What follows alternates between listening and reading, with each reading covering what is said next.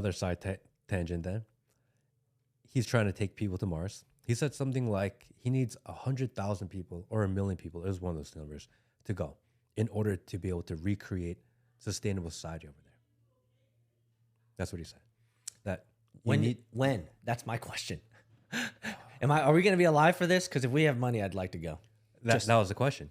If you had the ability to go and be one of the pioneers of a new society on a different planet, a new interplanetary society, would you want to be on that trip? Yes. No question. No question. Now, let me give you a caveat. I would assume that at the point that I am able to take this journey with him, that my kids are out, they're married, they have good careers, they're doing what they need to do. I'm in my older age and I have the capacity and I have the free time and money to do it is the assertion there. So I'm empty nester. My kids are off, successful. Elon comes to me when I'm 69 or 70 years old, and he says, "You want to be part of the early expedition to Mars?" Hell, fucking yeah, dude. So Hell, you would fucking yeah. leave your family behind. Dude, I've had a good life at 70 years old. Because by that point, I man. think the idea is that if you go there, you would need to be able to have the ability to procreate to some way, shape, or form. Otherwise, society would not sustain there. I don't think he would take people that are empty nesters. He would need to take people that are either multi-generational or have the ability to create. Otherwise, what are you doing there?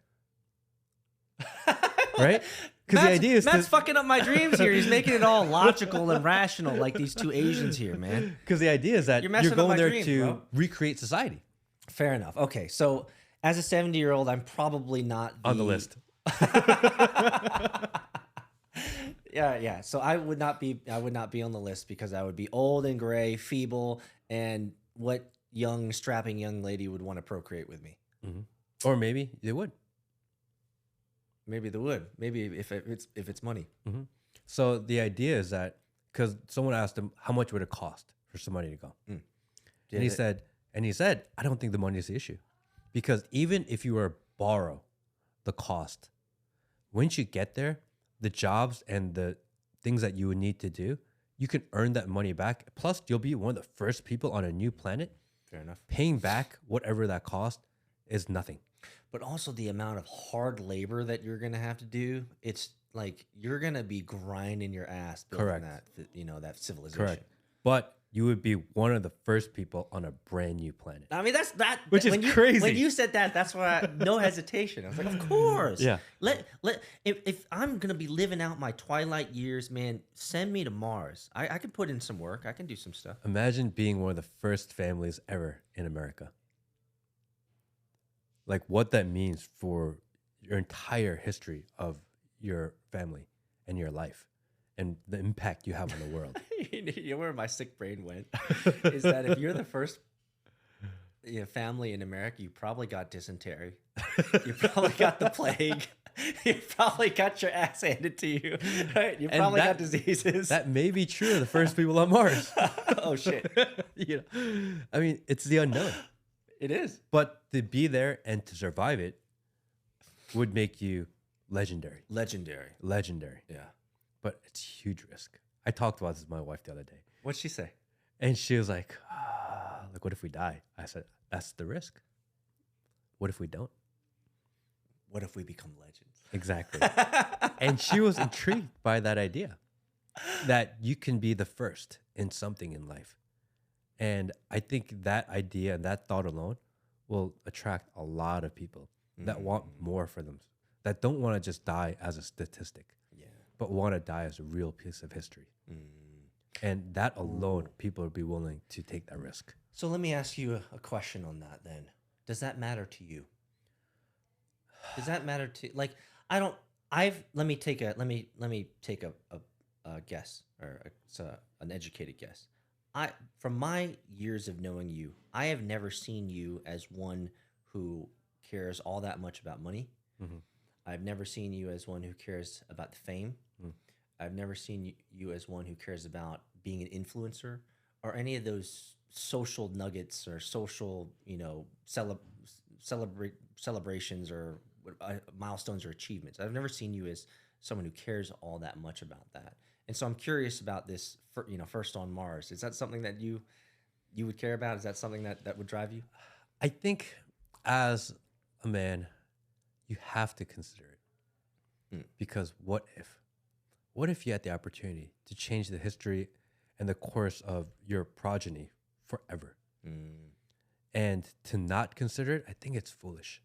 To discount it as stupid, it's just absolutely ridiculous. Whether or not I really want it, I don't know. You know, I think if the opportunity ever came, and who knows if I'll ever be presented the opportunity. If I were, it would take some serious soul searching. And I think it's easy to say, oh yeah, of course I want to do that. But once you're ready, I mean, it's like people who become astronauts. There's no money in being an astronaut. No. There's very little fame in being an astronaut. But for the rest of your life, you're the person that made it there. And that's something. And that's why most people do it, to go do the unknown. Would I do it? I don't know. I don't know if I would do it. I don't know how important it is. And I think I'd have to know that it's real for me to really dig deep. What, you wouldn't want to go up in Jeff Bezos's penis rocket and be like, bro, that I think is a waste of my time. I have no interest in spending that time to not even break orbit, right? Because again, Elon said they're not even going to space. Not wrong. We're still in low Earth orbit. Correct. Right? You're just really high in a plane. That's all it is, right? And that doesn't attract me. Before I knew that, I thought, oh wow, Jeff Bezos, he's going to space. Yeah. And then Elon broke it down. I was like, oh, thanks for ruining it for me. Now it sounds so stupid. Actually, I had the same realization when I dug into it. I was like, I was giving Jeff, I think, a lot more props than props were due. Yeah. Once I learned about it, I was like, you're basically only went like 20,000 feet higher than a regular plane. Basically a little bit higher than the balloon. Yeah. It's like, so how much did that cost the taxpayers? Because, you didn't pay for this.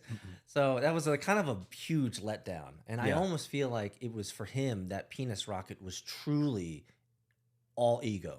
It's like, it's literally an ego trip. Yeah, because nothing really came of it. Elon's actually trying to do stuff with his rockets. He's like iterating on this shit. He's trying to actually figure out how to make it work. Where I feel like Bezos is just like, guys, I'm a billionaire and I'm going to do billionaire shit. Correct. And part of billionaire shit is I'm going to design a rocket that literally looks like a penis head. And I'm going to fake you guys all out by shooting it up into low Earth orbit, which is basically just a high-powered plane. And that's it. Like true dick swing and ego, like in my opinion. And I watched I completely agree. I watched a couple people talk about the pictures that you get from there. And they talk about how they use a really super wide angle lens. Oh, like a fisheye. Correct. In order to make it seem like you're really high up. So you get the curvature of the Earth. But reality is that if you were in that thing, from your eye, it would be flat because you're so close. You actually wouldn't see the edges of the Earth. It's all manipulation. Who was saying that?